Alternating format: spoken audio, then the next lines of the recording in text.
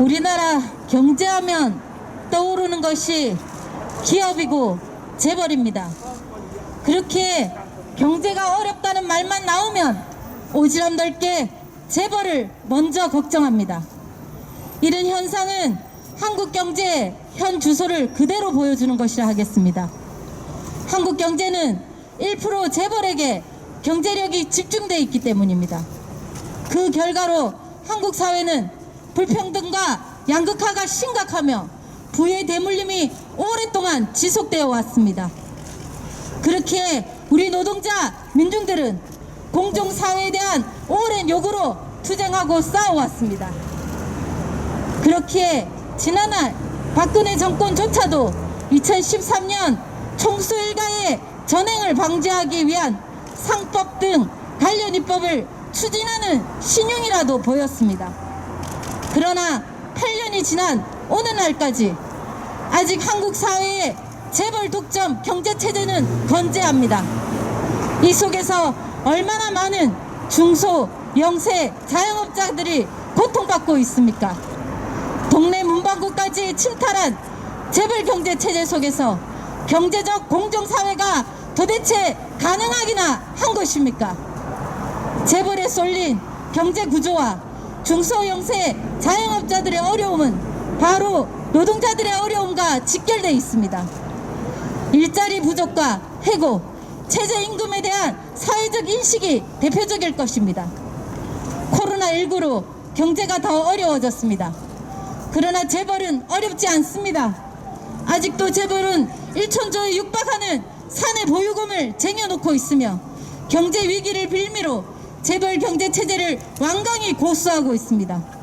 오히려 경제 위기의 책임을 노동자 서민에게 돌리고 노동법 개혁 등을 요구하며 이중, 삼중 이득을 챙기려고 발악하고 있습니다. 문재인 정부도 입으로만 재벌 개혁을 말하며 친기업 정책을 더욱 노골화하고 있습니다. 공정경제 3법 입법하겠다고 하나 그것만으로 사회 양극화와 불평등을 극복하기에는 부족합니다. 대한민국 헌법에 명시되어 있는 올바른 경제민주화 정책을 추진해 나가야 합니다. 그것이 바로 국가의 책무일 것입니다. 코로나19와 내수 부진으로 지금 한국 경제는 심각한 위기에 처해 있습니다. 이 위기의 고통은 온전히 노동자, 서민, 중소, 영세 자영업자들에게 전가되어 있습니다. 정말 눈뜬 하루하루가 지옥 같은 삶이 이어지고 있습니다. 민주노총은 노동자와 서민들의 생존권을 지키기 위해 끝까지 투쟁해 나갈 것입니다. 아울러 온전한 경제민주화의 실현을 위해서 재벌 대개혁과 경제민주화 실현을 위한 법적 제도적 장치를 마련하기 위해 가장 앞장에서 실천하고 행동해 나가겠습니다. 감사합니다. 네, 안녕하십니까. 방금 소개받은 한국노총 상임부위원장 의원입니다. 4년 전 이곳 강원 강당에서 우리는 1700만 시민과 함께 외쳤던 구호가 있습니다. 박근혜는 하야하라. 그리고 재벌 개혁과 재벌 해체를 외쳤습니다. 이명박 박근혜가 추진했던 경제민주화는 가짜 경제민주화였고 오히려 국민들의 삶을 옥죄는 정책이었기 때문에 1700만 시민들은 강원 광장에서 국정농단을 벌인 박근혜 정권을 심판하기 위해서 모였고 외쳤습니다. 재벌 개혁을 해야 된다고, 재벌을 해체해야 된다고. 국민 여러분, 4년이 지난 오늘 지금 어떤 일이 벌어지고 있습니까?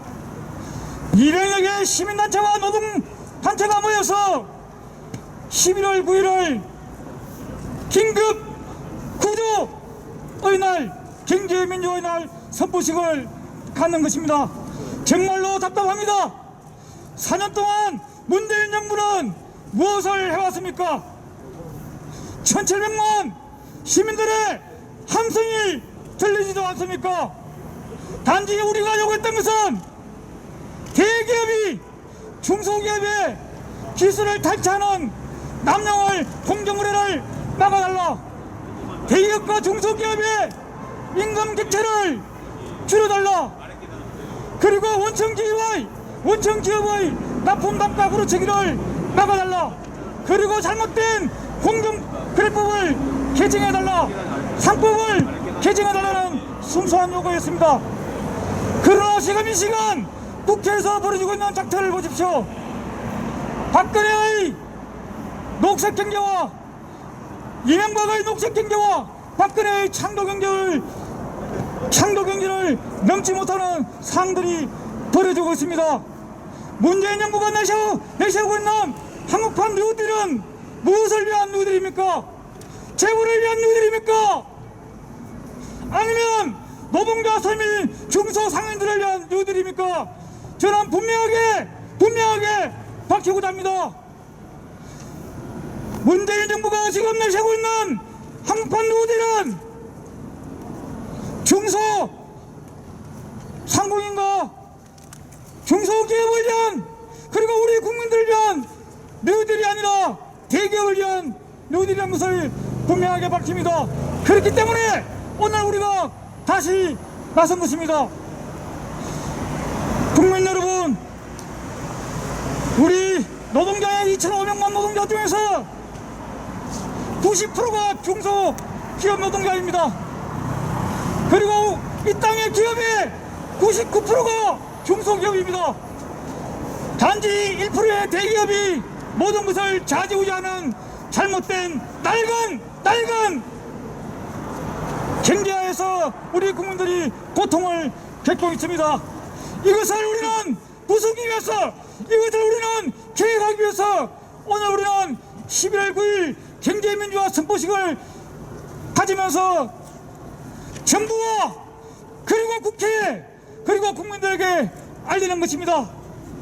더 이상 오늘의 이 악순환이 되풀이 되어서는 안 됩니다.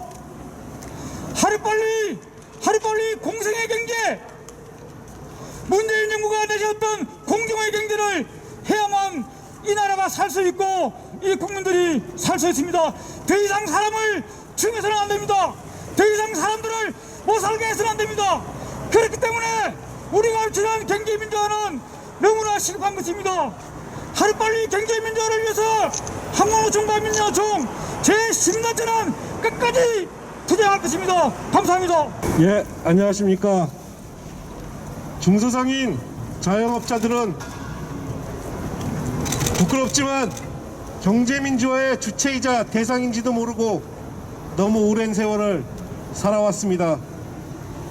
2013년 남양유업 욕설 파문이 터졌고 편의점주들이 24시간 강제 영업에 못 이겨 죽음을 선택하고 대리점들이 본사의 불공정한 갑질 때문에 길거리로 나앉고 건물주들의 갑질 때문에 길거리에 내쫓기는 임차 상인들이 수면 위로 드러나고 대기업의 문어발식 확장 때문에 시장 상인들이, 골목 상권의 상인들이 피해를 호소하면서 우리도 경제민주화의 일원이고 주체이고 대상이라는 사실을 깨달았습니다.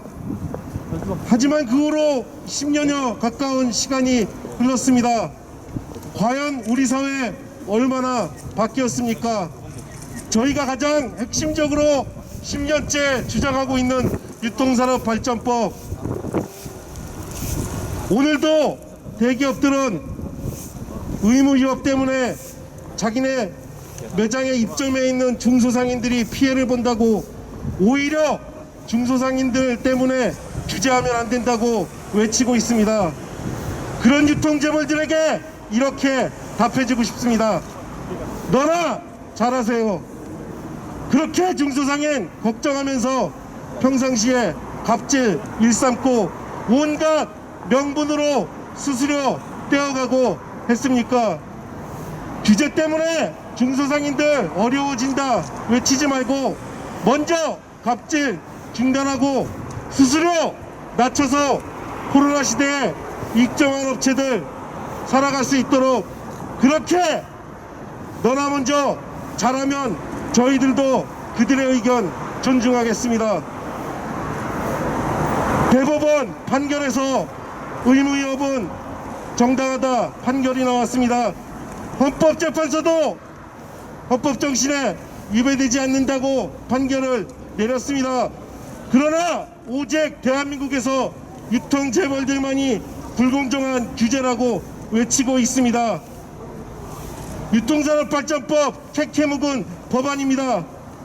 사실 진즉에 통과됐어야 될 법안입니다. 코로나 때문에 중소상인들 정말 어려워서 다 죽을 지경입니다. 이 캐캐묵은 법안 다 통과시키고 새로운 시대 포스트 코로나를 위한 또 다른 경제민주화로 나아가야 됩니다.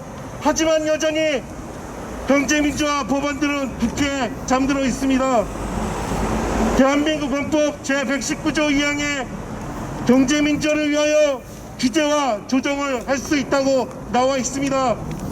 국회와 정부가 나서서 이제라도 이 캐캐묵은 법안들 다 통과시키고 새로운 시대를 향해 모든 국민들이 힘을 합쳐 코로나를 극복할 수 있도록 나서주시기 바랍니다. 감사합니다. 네, 앞서 저희가 대한민국 헌법 119조 2항을 함께 읽었는데요. 세상 감동스럽습니다. 이런 문구를 우리가 갖고 있었는데 얼마나 인식하고 살았나 이 생각 다시 한번 했습니다. 또 하나 감동스러웠던 것은 우리 현실과 너무 동떨어져 있는 아름다운 문구여서 그럴 것 같습니다. 앞서 많은 분들이 말씀하셨습니다. 우리 사회 양극화, 불평등. 사실 예외적인 현상은 아닐 겁니다. 전 세계적인 현상입니다. 하지만 한국은 너무나도 극단적입니다. 앞서 많은 중소기업이 어려움을 얘기하셨는데 대기업만 보더라도 그렇습니다. 많은 분들이 한국의 국민들이라 알고 있습니다. 이재용 부회장이 삼성그룹에 갖고 있는 지분이 도대체 얼마인가? 1%가 안 됩니다. 총수 일가 전체에도 5%가 안 됩니다. 5%가 안 된 지분을 갖고 삼성을 전체 지배하고 있습니다. 현대차 다르지 않습니다. SK 다르지 않습니다. SK 1%도 안 되는 총수 지분을 갖고 있습니다. 그러다 보니까 경영권을 자식에게 물려주려고 하니 온갖 편법, 불법, 탈법이 계속될 수밖에 없습니다. 그러면 누군가는 관리하고 통제해야 됩니다. 저희가 지난 2015년대에 모두 봤습니다. 삼성물산 제일모직 합병 과정을 봤죠. 삼성물산의 가치가 3분의 1밖에 안 되는 것으로 합병이 되는데도 이 사회는 어떠했습니까? 단 한 사람의 반대가 없었습니다. 합병은 일사천리로 의결되었습니다. 갑질 의혹으로 유명한 대한항공 보면 어떻습니까? 총수일가 책임 묻는 이 사회가 단 한 번에도 열린 적이 있습니까? 없습니다. 모두가 끔찍히 생각하는 그 규모도 찾아보기 어려운 가습기 참사. 기업의 책임 제대로 물은 적이 있습니까? 근데 이거는 절차상의 문제만은 아닙니다. 국민의 노후 자금이, 국민연금이 피해를 보고요. 주식 투자자들이 피해를 봅니다. 중소상공인, 하청기업, 소비자 모두 피해를 봅니다. 근데 이 아름다운 헌법의 문구를 갖고 있는 우리는 재벌 대기업에게 그 책임을 묻지 못하고 있습니다. 이미 문재인 정부 지금 막바지로 가고 있죠. 이제 겨우 공정경제 3법이라고, 오늘 집단소송법까지 하면 경제 5법이라 해야 될까요? 공정경제 5법 추진하겠다. 여야 최소 합의가 이루어지니까 가장 발빠르게 움직이는 데가 어디입니까? 재계입니다. 재계는 이 법들이 기업 경영에 부담을 주는 방기업법이라고 합니다. 독립적인 이사 한두 명 이사에 참여하면 경영권 상실될 우려가 있다라고 하는 억지 주장을 합니다. 소송이 남발될 거라고 우려합니다. 기업 경영 위축될 거라고 궁색한 논리를 제시하는 활동을 지금 전방위로 펼치고 있습니다. 많은 분들이 말씀하셨습니다. 경제민주화 일찍이 다 처리되었을 입법들이다. 2012년 박근혜 당시 대선 후보가 제시했던 경제민주화 공약에도 미치지 못하는 수준이 지금 국회에서 논의되고 있는 것입니다. 상법 개정안, 당시 법무부가 입법 예고까지 했던 것들이죠.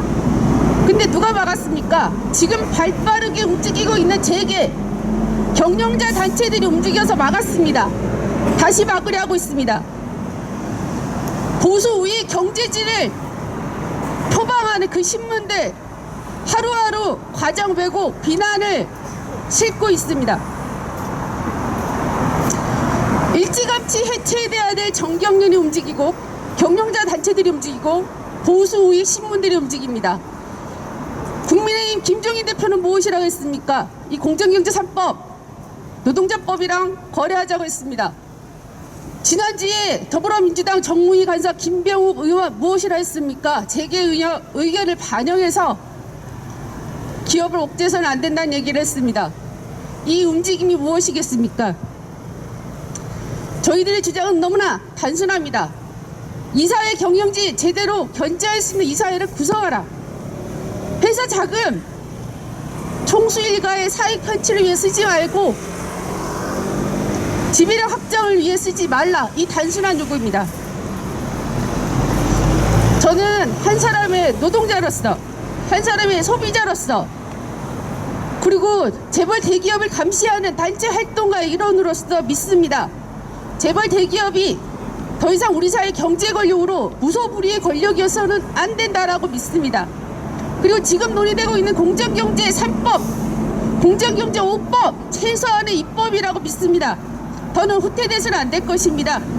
그래서 오늘 이 자리에 함께하고 있는 많은 단체들과 활동가들과 이번 주 내내 저희는 공정경제 5법을 외치겠지만 국회에서 하루빨리 이 법이 입법되도록 촉구하는 활동 함께하겠습니다. 그리고 빠른 시일 내 입법이 되어 안 그래도 추운 많은 분들 조금이라도 따뜻한 겨울 보낼 수 있기를 기대합니다.